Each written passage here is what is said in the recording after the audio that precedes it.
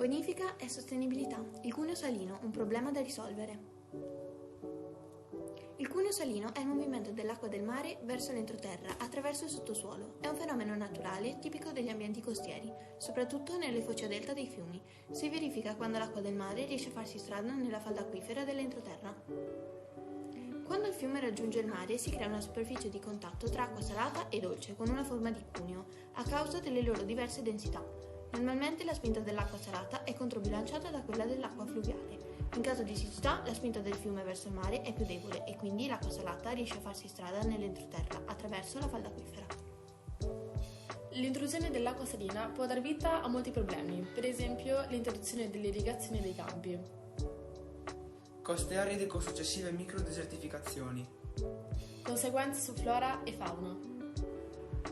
La realizzazione dei bacini di raccolta montani. Maggiore erogazione di acqua da parte dei bacini e dei laghi. La realizzazione di barriere più moderne ed efficaci. La portata del Po sia sufficiente a osteggiare la risalita del cuneo salino. Lo sfruttamento delle goline come riserva idrica. L'apertura dei bacini di accumulo di acqua dolce.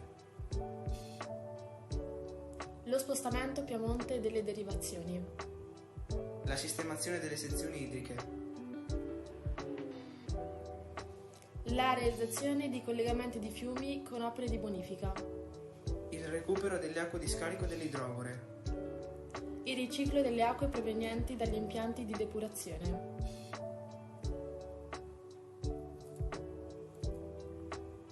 Non c'è pace, non esiste finché il cuneo salino non diminuisce.